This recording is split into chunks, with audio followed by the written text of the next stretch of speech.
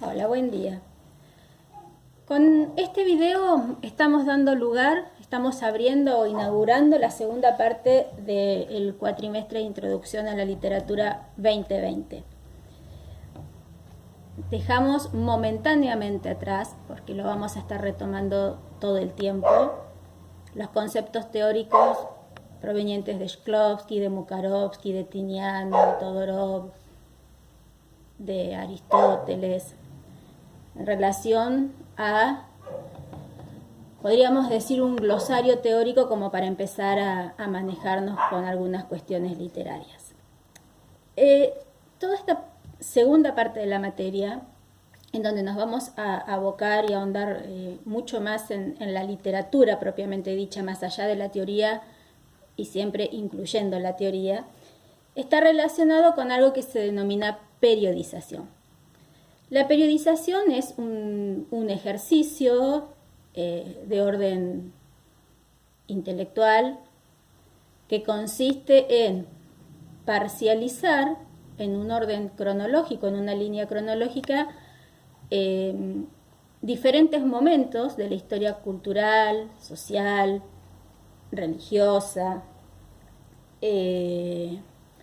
literaria, artística, y en esta parcialización poder determinar cuáles son aquellas características o aquellos contenidos, aquellas temáticas, aquellas formas, aquella ideología que ha caracterizado a determinada época o determinadas épocas. Lo primero que deberíamos señalar respecto de esta cuestión concerniente a la periodización es que a veces es un tanto arbitraria, parcial, focaliza algunos aspectos y deja de lado otros. Es un ejercicio de categorización, y a veces las categorizaciones tienen que ver con aquello que ha estado iluminado mucho tiempo y se ha visto o se ha querido justamente iluminar, echar luz sobre algunos aspectos culturales, y otros han quedado más escondidos. No obstante, bueno, este ejercicio de periodización nos sirve para manejarnos en la línea temporal. Pero, ¿por qué hago esta aclaración respecto o en relación a cierta relatividad o violentamiento de sentido en relación con los periodos? Habitualmente estamos acostumbrados a decir que luego del neoclasicismo viene un periodo rococó, el prerromanticismo, el romanticismo, el realismo, para ubicarlos, y como si fuese claramente, digamos, fácil de determinar, primero esto, después lo otro, casi sin solución de continuidad o con solución de continuidad. Y la cuestión en literatura, porque en realidad la literatura responde también a paradigmas sociales, es mucho más menos clara, mucho más conflictiva. No se pasa, no hay una transición del neoclasicismo a un rococó y a un prerromanticismo, y luego del romanticismo a un realismo, sino que ya desde finales del periodo neoclásico se empiezan a tensionar como dos líneas muy fuertes, y que yo soy capaz de decir que hasta se continúan hoy en día, obviamente 2 siglos después, con otras configuraciones y otras conformaciones, que tiene que ver con el respeto a una norma clásica, a un orden, a un criterio de certezas y de certidumbres, a la idea de que hay una verdad, un sujeto que se conoce a sí mismo y que puede dar cuenta de sí mismo, es decir, un sujeto cartesiano. Cartesiano es el adjetivo para nombrar el pensamiento que surge de la filosofía de Descartes. Cartesiano, no es descartesiano, es cartesiano. Esas curiosidades del lenguaje también. El sujeto cartesiano es el sujeto que puede decir pienso, luego existo. Es decir, pensamiento y existencia serían causa-consecuencia de una forma de pensamiento que hace entender al sujeto que puede conocerse a sí mismo a través del pensamiento. Y el sujeto que no es cartesiano es un sujeto más caótico, es un sujeto que está pisando o buscando o ahondando en las zonas de incertidumbre, de no reconocimiento, de no reconocimiento de sí mismo, de búsqueda permanente, de no creer o no confiar en las verdades absolutas, las certezas. Si fuéramos al espacio griego, sería una lucha permanente entre lo apolíneo y lo dionisíaco, la verdad y las verdades, un pensamiento único, un pensamiento de lo diferente, un sujeto que puede conocerse a sí mismo y un sujeto que vamos a determinar como un sujeto del inconsciente, un sujeto bajo sospecha o que pone a la verdad bajo sospecha. Un sujeto estructurado y estructurante y estructuralista y un sujeto más plegado a las líneas del devenir, a las líneas de las incertidumbres, a todo aquello que tiene que ver con la posibilidad del doble, que es en lo que vamos a ahondar bastante en la literatura. Y entonces estas dos miradas que empiezan a aparecer con mucha más fuerza luego del neoclasicismo no configuran o no nos permiten con absoluta certeza, porque nosotros también somos sujetos que ponemos en cuestionamiento algunas certezas, decir que se pasa o que se transita de un neoclasicismo a un rococó, a un prerromanticismo, a un romanticismo. Esas tensiones entre estas dos cosmovisiones de mundo se vienen dando ya desde el siglo XVIII, y lo nombro porque en el siglo XVIII va a surgir el primer cuento que se va a inscribir, el primer cuento de terror, que va a inscribirse y que va a abrir la puerta y que va a sembrar o va a postular las características de lo que va a ser la literatura gótica.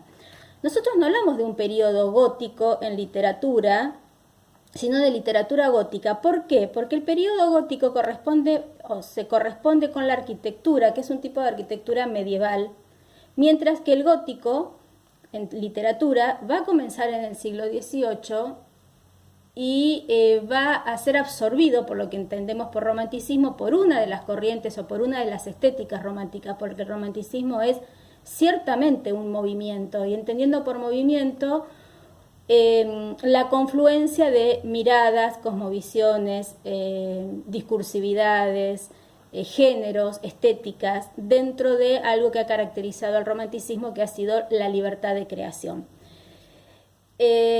Nosotros, en nuestra materia, nos vamos a abocar a trabajar con textos prerrománticos y románticos, pero aquellos que se inscriben dentro de una estética, dentro de una cosmovisión, una mirada, una temática gótica. Y para comenzar, entonces, con todo este mundo que se abre delante de nuestros ojos y de nuestro entendimiento y de nuestras percepciones y de nuestra capacidad de dualizarnos, es decir, de poder escindirnos de ese sujeto racional que intenta muchas veces gobernar nuestras lecturas y nuestros estudios, vamos a ver cómo toda esta escritura, este universo romántico y gótico nos permiten incluso pensar algunas cuestiones que es probable que ustedes las puedan pensar más adelante, que tiene que ver con la misma idea de deconstrucción, que ya son terminologías pertenecientes a una teoría mucho más actual, posmoderna o postestructuralista. Sin embargo, en los románticos vamos a encontrar que su estética, su espíritu, su rebeldía, esa rebeldía que siempre se va a caracterizar con el periodo romántico, tiene mucho que ver con la deconstrucción, es decir, con romper con las verdades absolutas, con el pensamiento binario jerarquizante e incluir la posibilidad de lo excluido. Sería un movimiento absolutamente inclusivo, sobre todo en su carácter o en su faz gótica de terror. Por tal motivo, retomando todo lo dicho, y espero haber sido didáctica, clara, para centrarnos en las cuestiones que nos competen a partir de ahora, hemos decidido que vamos a abrir esta puerta, esta nueva parte del cuatrimestre, a partir de un artículo, de un estudio de Freud, muy interesante, como todos sus artículos y sus estudios, que se denominó, que se llama lo ominoso, también traducido muchísimas veces como lo siniestro.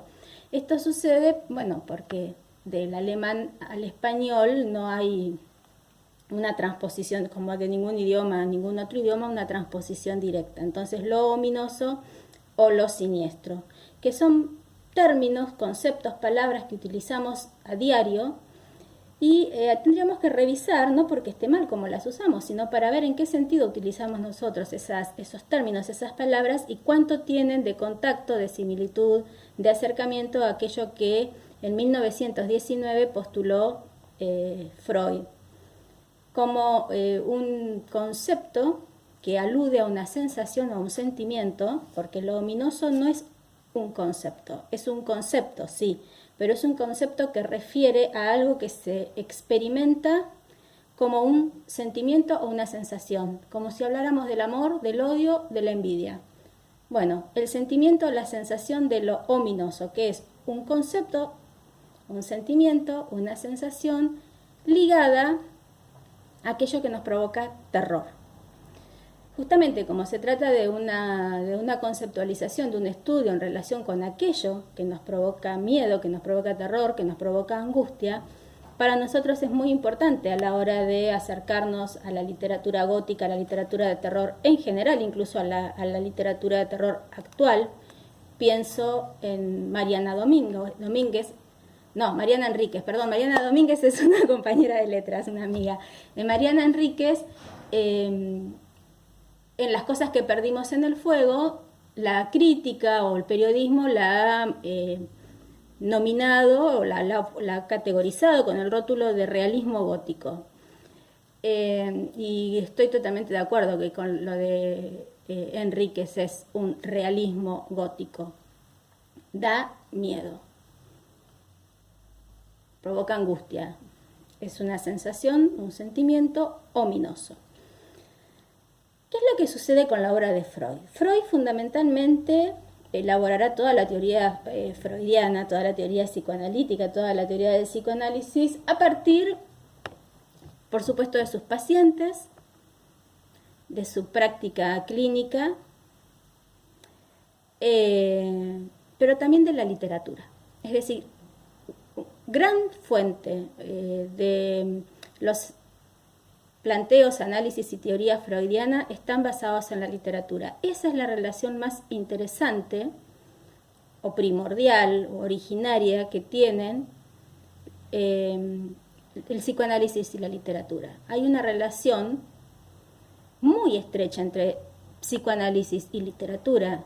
De hecho, hay toda una corriente de crítica literaria que se llama psicocrítica y que tiene que ver con lo que básicamente han planteado, siempre en relación con la literatura también, porque los tres trabajan con la literatura, Freud, Lacan, Kristeva, y por supuesto que hay otros más. Pero la teoría de Freud, Lacan y Kristeva son teorías semiológicas, psicoanalíticas, de trabajo con el significante, con los sueños, con el inconsciente, por supuesto, con la palabra. Entonces, esa transposición del psicoanálisis a la literatura es una, digamos, de las características que por lo pronto esta materia tiene. Buscamos también por ese lado. Repito, por eso es tan importante o para mí imprescindible comenzar, no sé si imprescindible, porque se puede prescindir, pero importante comenzar a trabajar con el romanticismo y con lo gótico, o con la literatura gótica, la literatura romántica, a partir de estas reflexiones y observaciones que hace Freud. Bien, en alemán, la palabra ominoso se escribe, se dice heimlich. Y abajo ustedes observarán que hay una palabra, este es un prefijo de negación, querría decir no, unheimlich. Ahora, no los voy a traducir porque no sería ominoso y no ominoso. Lo importante de lo que va a plantear Freud en este artículo es que Heimlich y Unheimlich, en un momento de su uso, es decir, las palabras tienen un uso además de una norma, ¿no? Hay un momento en su uso que terminan siendo sinónimos. Lo Heimlich y lo Unheimlich. Y toda la primera parte de su análisis para llegar a una conclusión o al planteamiento de una teoría, digamos que el recorrido es bastante parecido al que hace Shklovsky en el arte como artificio. Cuando me refiero como recorrido es plantear un estado de la cuestión. En este caso, Freud no discute con nadie en el sentido de decir no estoy de acuerdo con lo que planteó alguien, sino que va a ir directamente al diccionario etimológico y va a prestarle mucha atención, una delicada atención a cómo este significante, me gusta más por ahí utilizar la palabra significante que palabra, cómo este significante, Heimlich, ha sido usado y cuáles son las acepciones respecto de su significado, ese significante en relación a un significado. Entonces, la mayoría de las acepciones y los usos que revisa Freud en torno a este término es que Heimlich es aquello que pertenece en primera instancia al orden de lo familiar, de lo conocido, de lo que nos provoca comodidad, porque aquello que es conocido, aun cuando pueda resultarnos adverso, nos resulta comodidad porque es doméstico, es familiar, estamos acostumbrados. Ahora, dice, bueno, pero no solamente es aquello que nos resulta familiar, sino aquello que, habiendo resultado familiar o siendo familiar, de pronto nos resulta extraño, nos resulta ajeno. Es un paso entre lo que nos es cercano a lo que nos es extraño. Continúa buscando y se va a quedar en otra definición y dice que lo ominoso es aquella variedad de lo terrorífico, porque no todo terror es ominoso, que se remonta a lo consabido de antiguo, a lo familiar desde hace largo tiempo. Es decir, yo voy a avanzar un poco más en la explicación, pero me adelanto en esto. En lo ominoso hay un carácter, una instancia que tiene que ver con la represión. Entonces yo voy a explicar muy brevemente qué es esta cuestión de la represión, pero muy brevemente. Para Freud, el aparato psíquico se estructura en tres partes: un yo, un consciente, un preconsciente y un inconsciente. También corresponde otra tópica que es yo, superyo y ello, ¿sí? Pero me voy a quedar con la tópica en que esta división compete al consciente, preconsciente o inconsciente, porque el descubrimiento de Freud tiene que ver con el carácter inconsciente del aparato psíquico. ¿En qué consistiría esa instancia inconsciente del aparato psíquico? El inconsciente vendría a ser como el reservorio, el lugar virtual, ¿no? En el sentido de que no existe dentro del cerebro, sino que es una topología abstracta. Aquel espacio en donde todo lo que ha sido reprimido por la cultura y la educación, todo lo que el ello no ha podido expresar en relación con su deseo, no ha podido manifestarse, ha sido reprimido y por lo tanto está ahí escondido en este espacio de lo inconsciente. Está no muerto, sino escondido. Está ahí, dice en algún momento Lacan, que el inconsciente no consiste, sino que insiste. Está ahí, ¿no? Reprimido. Y hay represiones que, por supuesto, corresponden al sujeto individuo particular y único, pero para Freud también hay represiones que son del orden de lo cultural, es decir, aquello que ha sido reprimido de antiguo, que es consabido de antiguo y que es familiar desde hace largo tiempo. Esta sería una de las acepciones que más nos interesan de lo ominoso, es aquella variedad de lo terrorífico que se remonta a lo consabido de antiguo, a lo familiar desde hace largo tiempo. que no tiene que ver con nuestra historia personal, sino, bueno, con un carácter más memético del inconsciente, si se quiere, utilizando palabras de la biología actual, de la biología contemporánea. Ahora,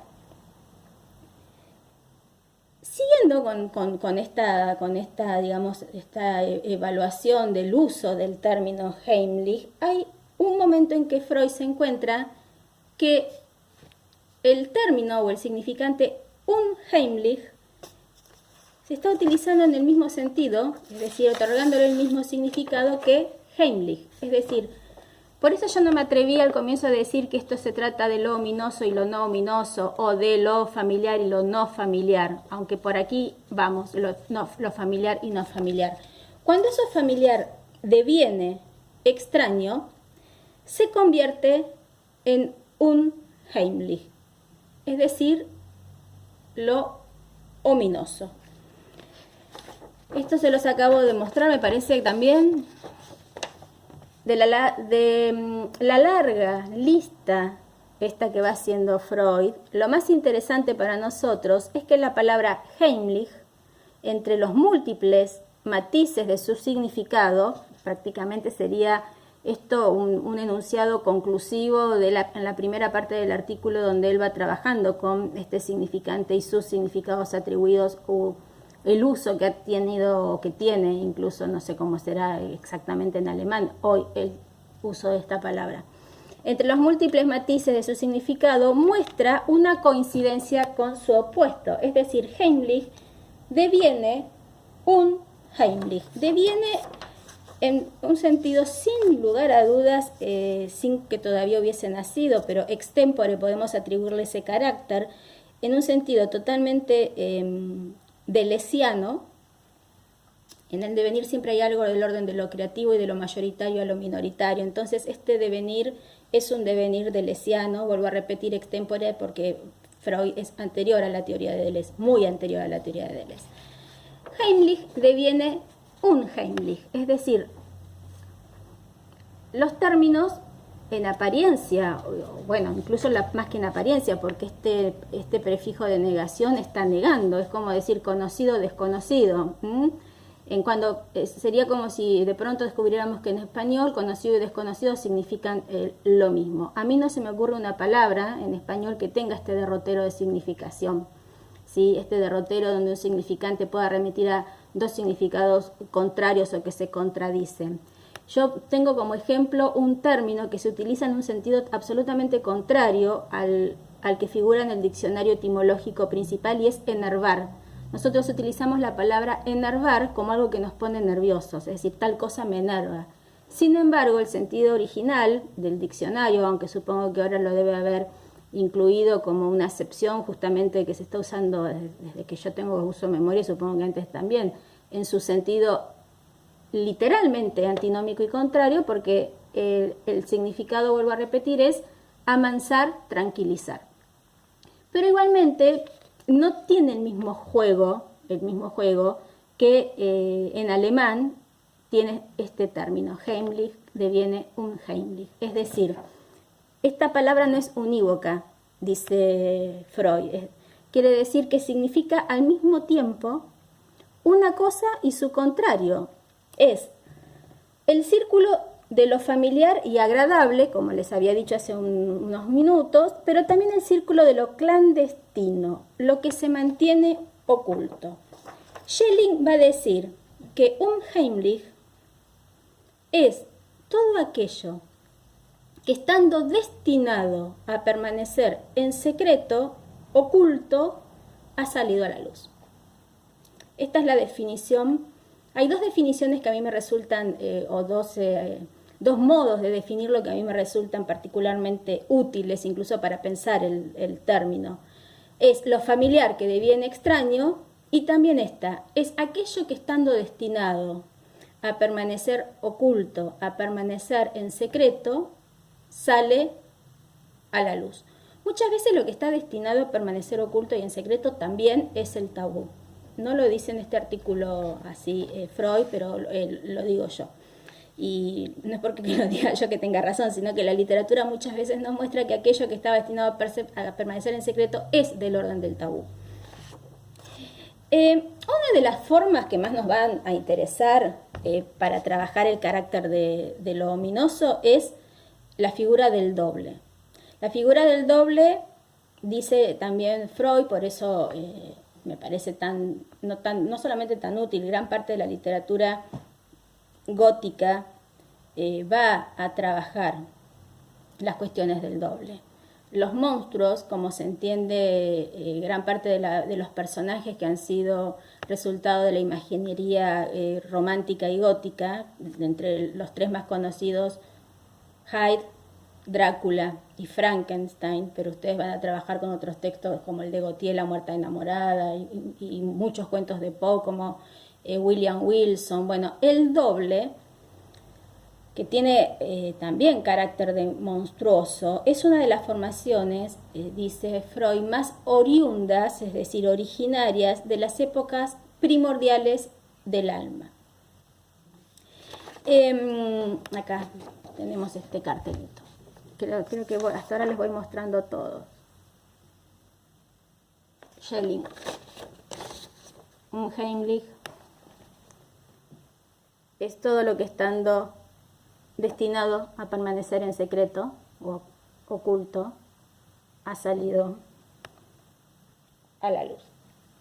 También Freud habla de cierto carácter ominoso que revisten algunas figuras o algunos estados. Por ejemplo, las figuras de cera, menciona él, las muñecas autómatas, por eso el cuento, por eso y por muchos motivos más, ¿no? El cuento que va a tomar como modelo de análisis en lo ominoso es un cuento de Hoffman que se llama El hombre de arena. El autómata podríamos traducirlo hoy como el robot, es decir, aquello que con una forma más o menos humana, pero bueno, un androide, es decir, un androide sería humano, habría que buscar la acepción para lo femenino. Bueno, aquello que teniendo forma humana es inanimado, se mueve, pero no tiene alma, a eso voy con inanimado, ¿no? Es decir, no tiene alma, no tiene vida.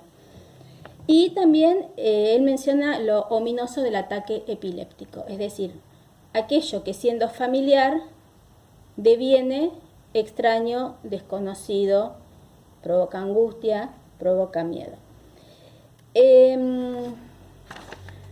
¿Cuáles van a ser para Freud o cómo se conforma la lista que elabora Freud respecto de aquello que nos puede resultar ominoso o que nos puede provocar este sentimiento, ¿no? de extrañeza ominosa? Y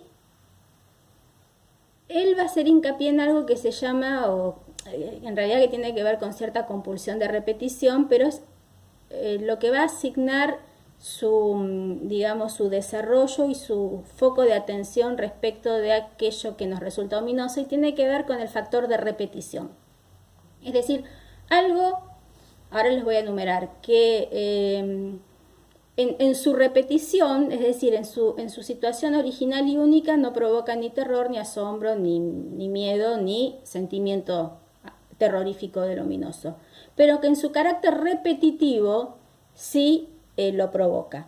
Ejemplo, él va a hablar de la casualidad y va a decir, si en el mismo día yo, les doy con ejemplos cotidianos, voy al mercado y gasto 150 pesos.